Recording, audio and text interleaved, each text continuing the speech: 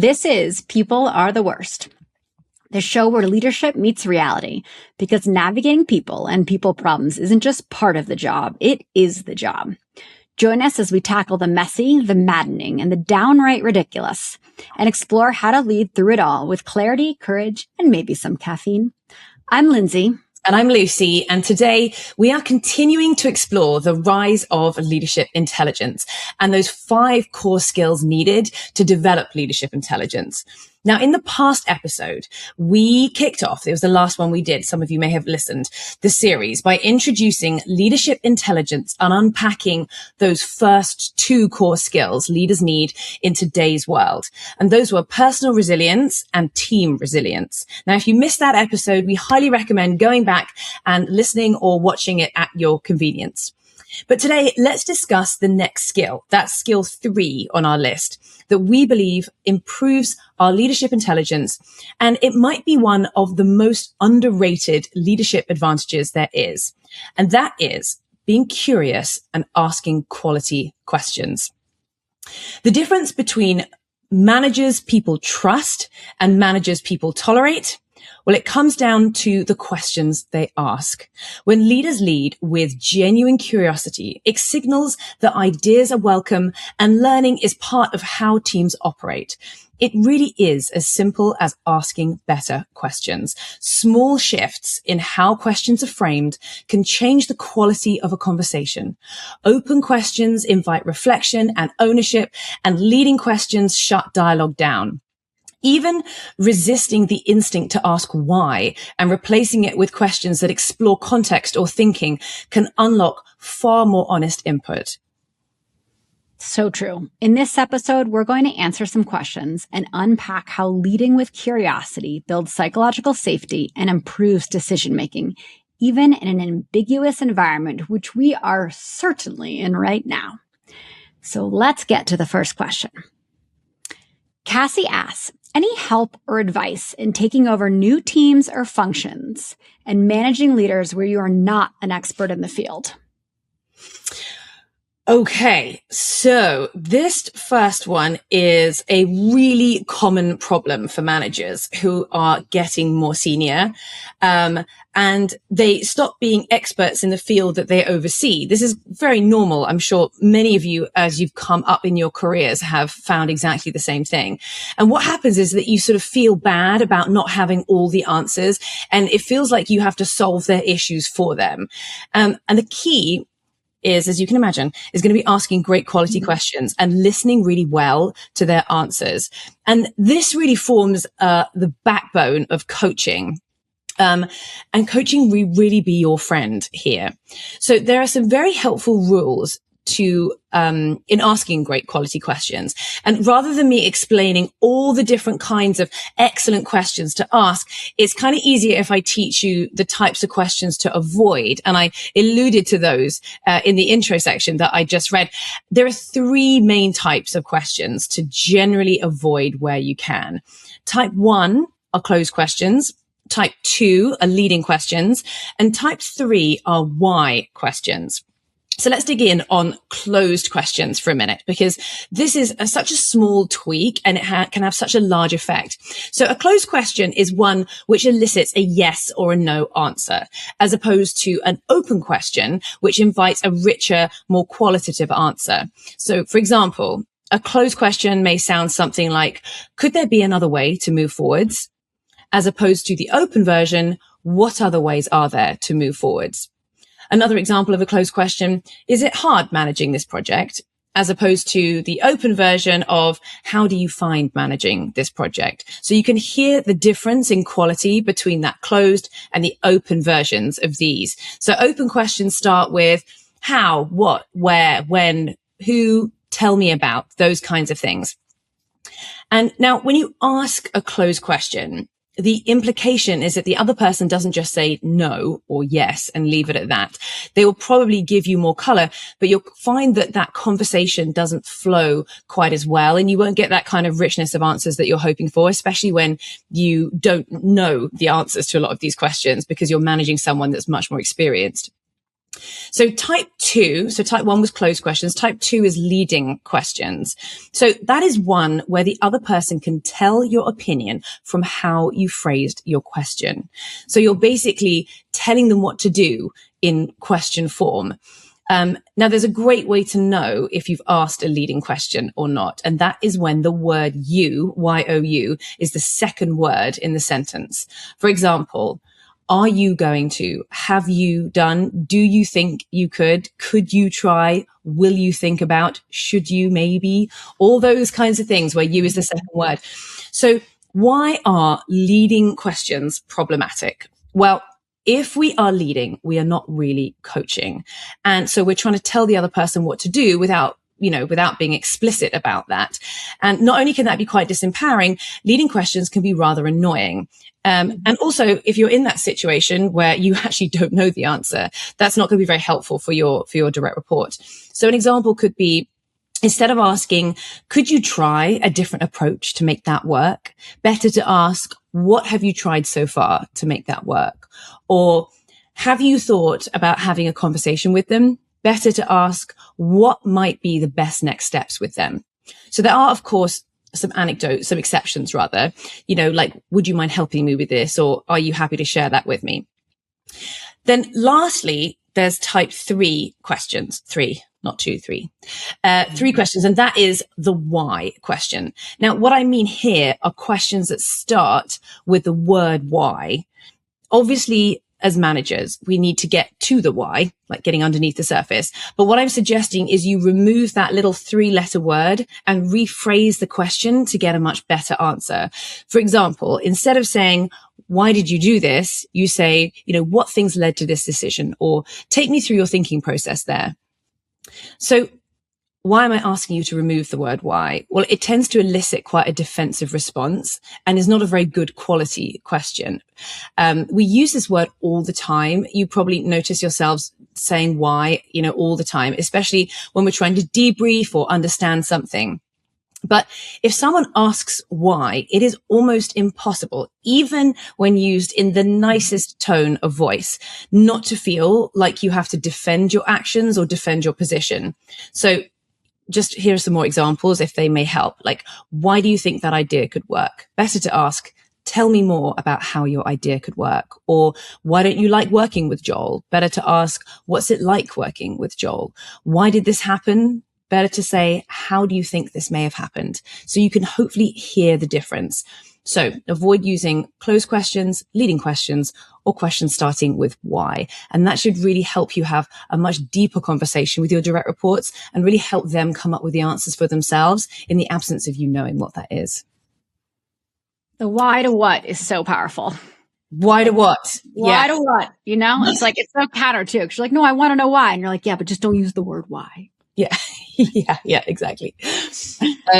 And now you sort of know those things, you'll find yourself using them quite a lot and you'll be like, oh, and hopefully you'll pick yourself again. Okay, so let's go into our second question. Evan asks, Evan has an employee that is continuously asking questions and he's getting really frustrated with constantly having to answer them. So they're coming to him constantly with these questions, and it's getting a little bit tough to field. What do you think, Linz?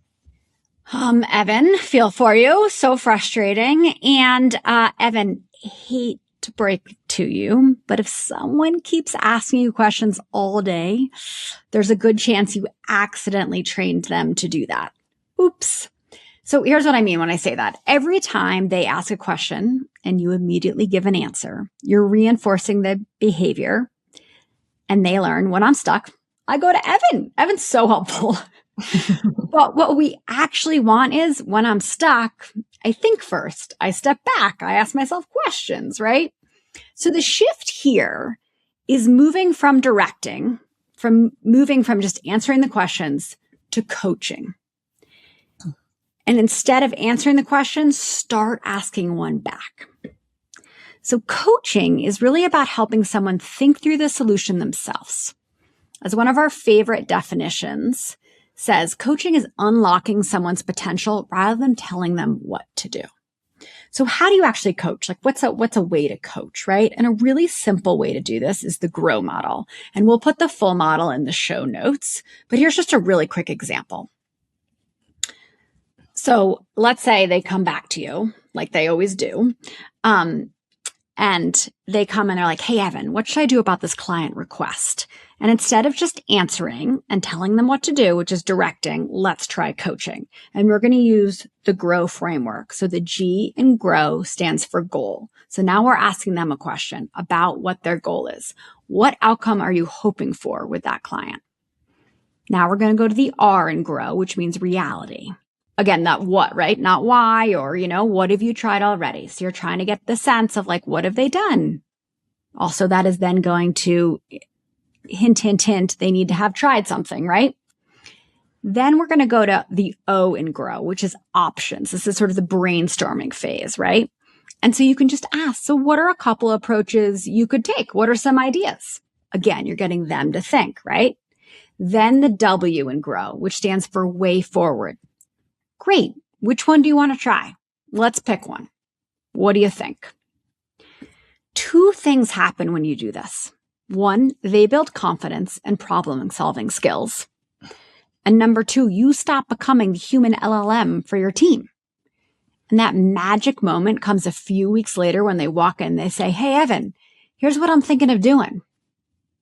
And you realize, oh my goodness, thank goodness, they're actually coming to me with a solution. They're thinking for themselves now. They're not just bringing me a problem. So again, the shift here is really from directing to coaching. So try the GROW model. It's a really useful, easy framework, and just start asking questions back as opposed to giving them answers. And it is amazing how we tend to reinforce all kinds of unhelpful behaviors in our direct reports by behaving a certain way ourselves. I know I definitely do it. And it's really hard to kind of unwind that wanting to be helpful and to feel valuable and to feel like you're a good manager because you've got all the answers. And, things are moving so fast with AI now, and how teams and people are expected to adopt it. And it's just, everyone's finding their way at the moment. And you're never going to know, you're not going to have all the answers, and that is totally okay.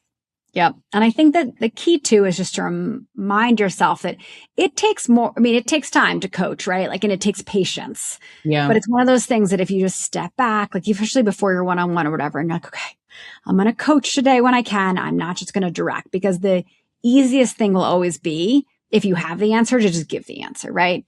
But then you just never get out of that cycle where someone's constantly coming to you to ask you a question. It's just like, so you just got to put in the time and be patient and use that framework, and you will just, you will save yourself so much time in the future, and you're going to help your direct report really grow. I mean, that's the ultimate thing here, right?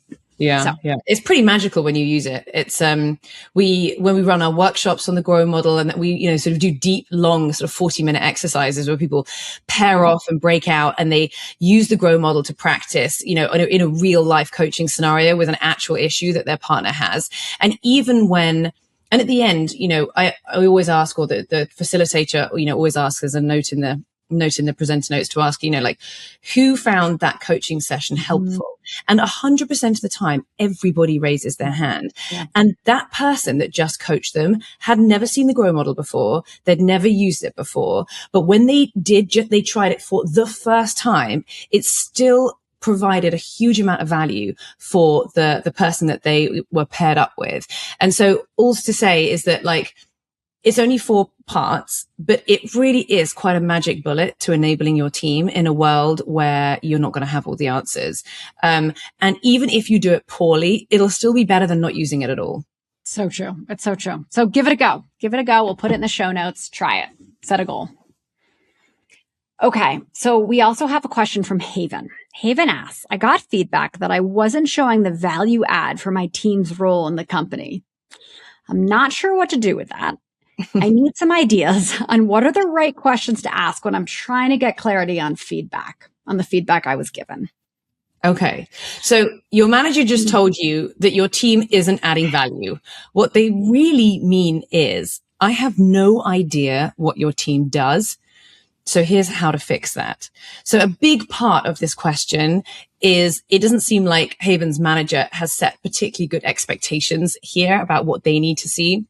There's some information that they obviously need that they don't have. Now, we'll assume perhaps that like Haven's entire team does provide value to the company. So the question is, how are they sharing? How are they sharing that? And when someone gives you feedback that you don't really understand, don't be afraid to ask clarifying questions that deepen your understanding. It's really important to get curious and dig in. I mean, even some light general ones could be, can you give me a little more insight into that? In an ideal world here, what would you like to be happening? What would you like to see? Or even, what's the actionable piece of feedback in there for me? Because sometimes managers are fantastic at giving like feedback in inverted commas, but actually it's not particularly actionable. But when you ask that question, it helps them reframe into, well, what's the change that I need to enable? What do I need to do differently in order to meet your expectations here? So I think in Haven's case, I'd say there are some nice, more kind of like more specific questions that they can ask. Can you personally see the value of my team? Like, where is the communication breakdown exactly? Where would you hope my team would have more impact, perhaps? Another one could be, where does this show up for you the most? Where are you seeing the biggest gap? Does senior leadership question it? Like, are you hearing this from other people? And I think an important one to help frame the impact that your team has, which is a good clarifying question to ask, is what is the company's sort of overall strategy and goals for the year? If you don't know, can you send me a doc so that I can prepare some talking points for how my team fits in? Because then you're speaking the right language to leadership as well. Yeah. So I think more generally, however, this sort of brings up another point on how do you ask the right questions in order to get feedback from your team even as well. So get feedback from your manager, but also from your team in particular, because we see folks really struggle with this one. And often people ask, do you have any feedback for me? And that is way, way, way too broad a question. When you set the guardrails that wide for that question in the moment, it's way too hard to think about something specific and actionable to give your manager, which is helpful feedback for them. So when you ask that question, you'll usually get a response like, nope, nothing comes to mind. But to get regular feedback, they need to feel comfortable. So the key here is to be really specific and make the barrier to entry nice and low. For example, you're getting the guardrails from here right up to here. Okay. So for example, instead of asking, do you have any feedback for me? Ask something like, when I presented the Q1 goals to the team yesterday, how could I have communicated them better? And, what could I do to make the doc I shared last week more clear? Or, when I shared that leadership story in the group session the other day, how well do you think that landed? How helpful am I being as a resource to you on this particular project? So you can see I'm getting super specific with the types of feedback I'm asking, but hopefully you get the idea. The more of these types of specific feedback questions you're asking, the more people will get used to giving you the feedback. And after a while, the hope is that you'll stop having to ask people and they'll start being more proactive in sharing it. That's the ideal. Love it. And it's my favorite word. Specific. Do you want to tell folks your problems?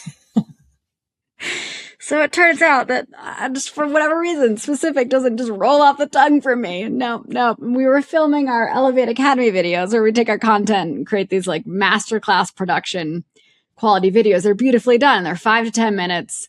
So super succinct. And Lucy just loves the word. And so it's in the script. And the amount of times that we had to, stop the teleprompter, stop the filming, dub over it. Anyway, yeah, it's just, it's not my favorite word. It was great. It was brilliant.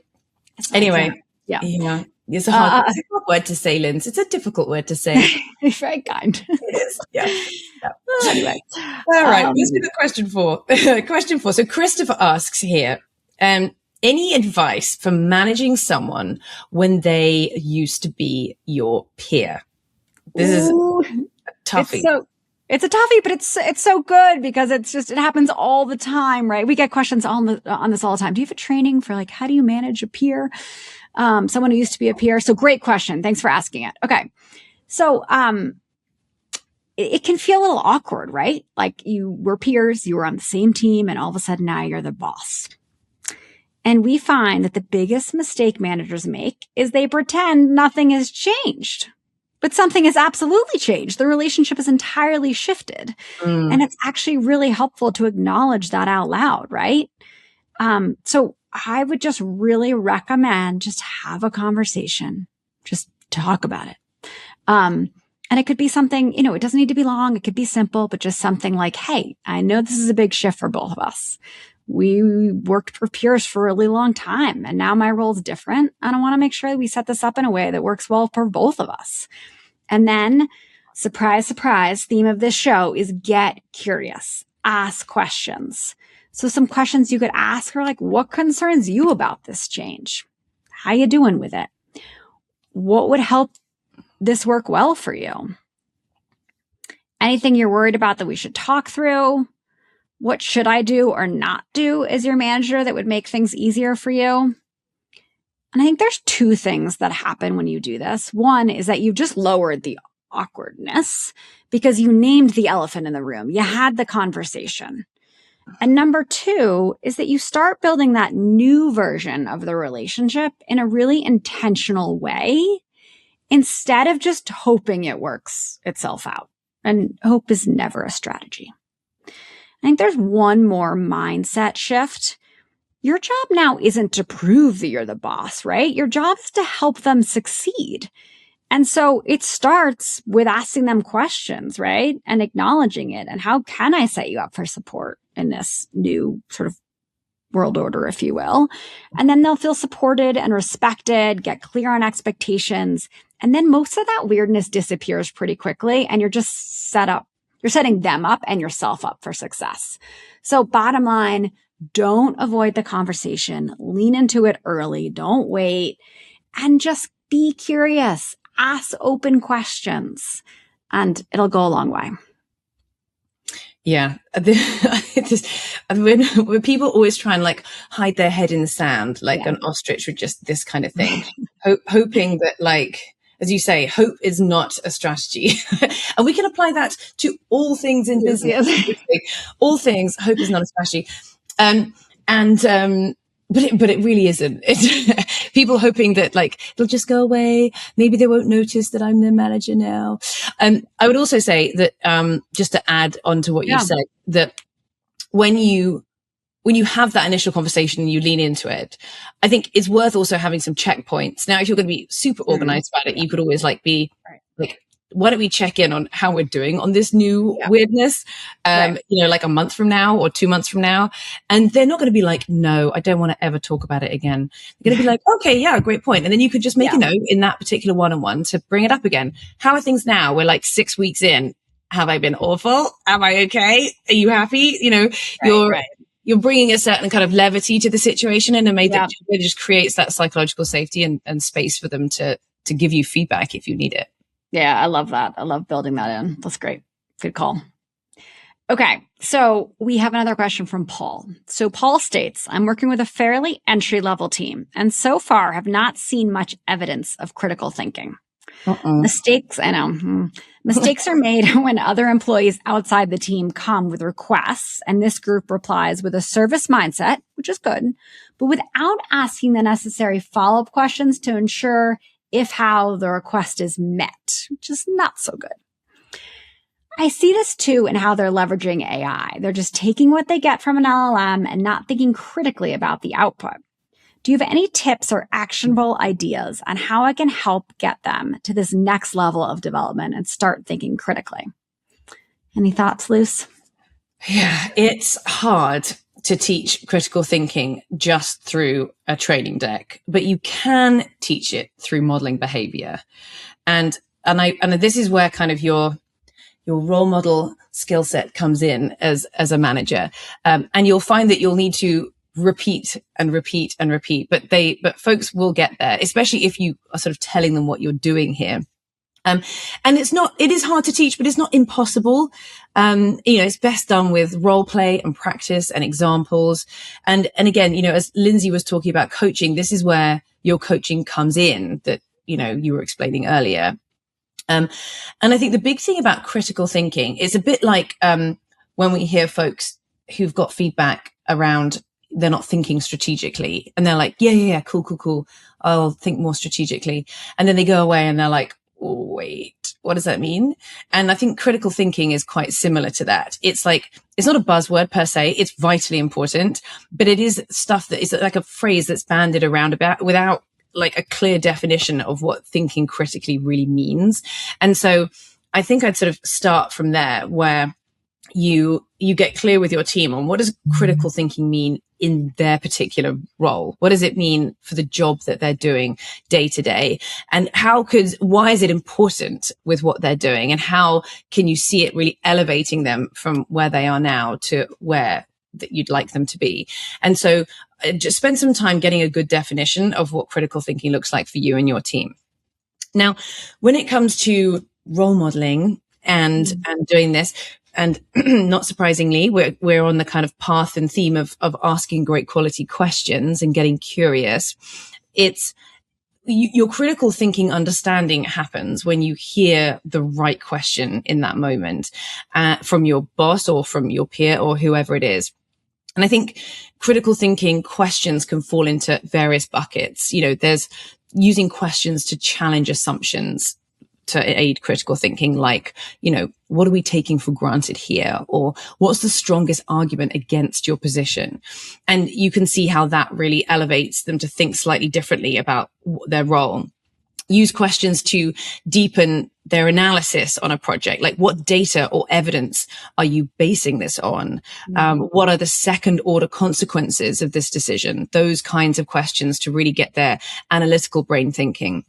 I think you can also, there's a category of questions around broadening their perspective as well, which also helps critical thinking. How would a customer or a competitor or a skeptic of this product see this or use this? Who else should we be talking to about this? You're trying to get them to get their head up out of their day to day and really think a bit differently about the challenge that they're working on or the project that they're working on. Then I think there's a bucket of questions that you can use to help them hone in on the actual problem. And I think really good critical thinking stems, of course, from deeply understanding the actual challenge, the problem that you have in hand. So those questions may sound something like, look, what's the crux of the problem that we have? If you had to boil it down to just one thing, what would that one thing be? Or, what would you do if you had half the time or budget? Sometimes like trimming down resources can really hone that critical thinking and getting them to really see the nugget of the problem. And then finally, I'd say you wanting to use questions to help build ownership around critical thinking too. So, what would you recommend? This is the options part of the GROW model. What could we try and why? What options did you consider before landing here with this? Or what would you do differently if this were your own company or you were running this project or something along those kind of lines? So that you can see where you dropping in these kind of questions consistently really helps them grow that kind of critical thinking capability. And then the more you do that, to Lindsey's earlier point around not reinforcing that bad behavior, if you do all the critical thinking for them, they will come to you for all the critical thinking. But this enables them to come up with the answers so they can then, do it themselves is the goal. Yep. This is definitely, you can train the brain. Train the brain. I like that. We should use that in some. Yeah, I feel like it might be taken. Someone probably is trying about that. But, we could try. Yeah. All right. Question number 6. And I think this is possibly the last one that we have time for today. Sarah asks, interested in your thoughts on managing up and managing across an organization when there is where there is no direct line of responsibility, but the work is cross-functional. So this is an interesting one where questions come into play. Yep, for sure. First, let's talk about managing across, because honestly, managing across is harder than managing down. Nobody has to listen to you, and everyone can ignore you. You don't have authority, but you have influence. So what works when you're trying to manage across? And we get this all the time when people are asking, like, particularly I find in coaching when you're doing, intake interviews, it's like, oh, what we really need them to do is work cross-functionally better. Do you have anything on cross-functional relationships? So this comes up all the time. And the biggest thing I see is that people don't spend enough time developing those relationships. And it goes back to the same thing we've talked about today, is getting curious and understanding what's on their plate, what lights them up, how do they like to work, how do they not like to work, right?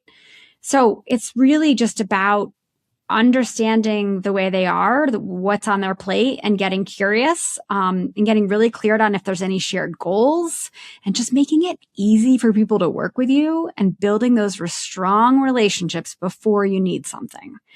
So put a deposit into their emotional bank account before you need to make a withdrawal. Because when people trust you and see that you're helping the work move forward, collaboration gets a lot easier. So that's what I would recommend for managing across. Let's talk about managing up, because the key here is proactivity.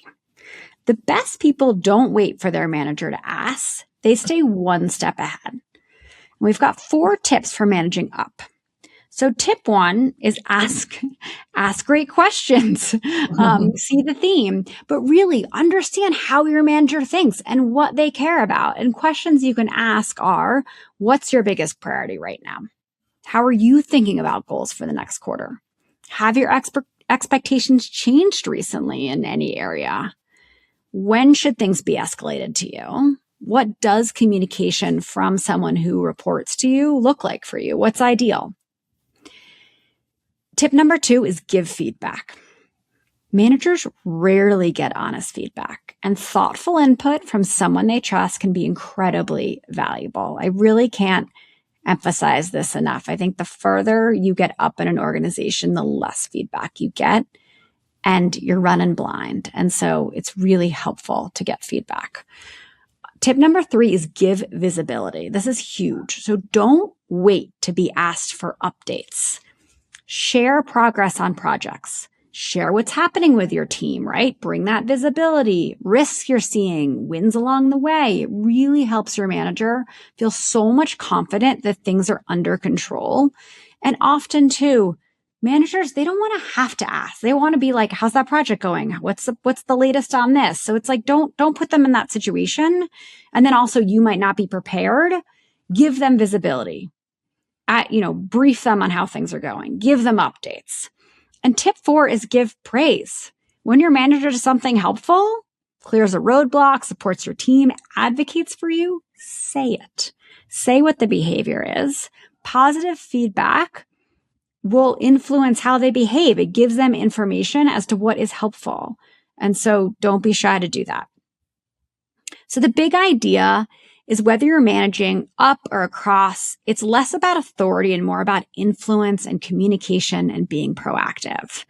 And when you get those right, the whole organization works a lot more smoothly. So again, build the relationship, get curious, and also, for managing up, make your work visible and let them know what's working and let them know what's not working.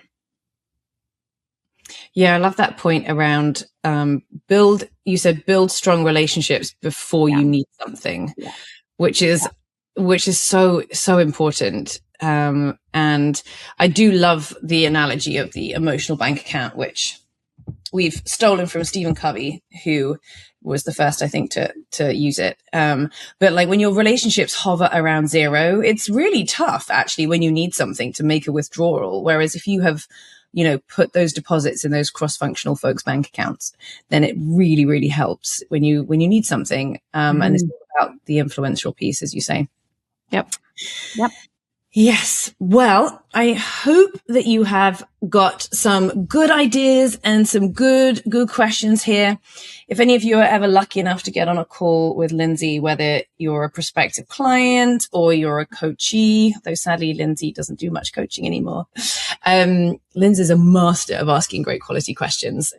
She is a complete masterclass. We've recorded bunches of her calls, which we train folks on because she's so good at digging into this kind of thing. So this is her area of expertise. Well, if you want to unpack what we've just discussed further, then let's connect on LinkedIn. The link is in the show notes, and you can learn more about how we support people and leaders at elevateleadership.com, or email us at dearlandl@elevateleadership.com. That's dear LANDL @elevateleadership.com. And we will catch you next time on People Are the Worst.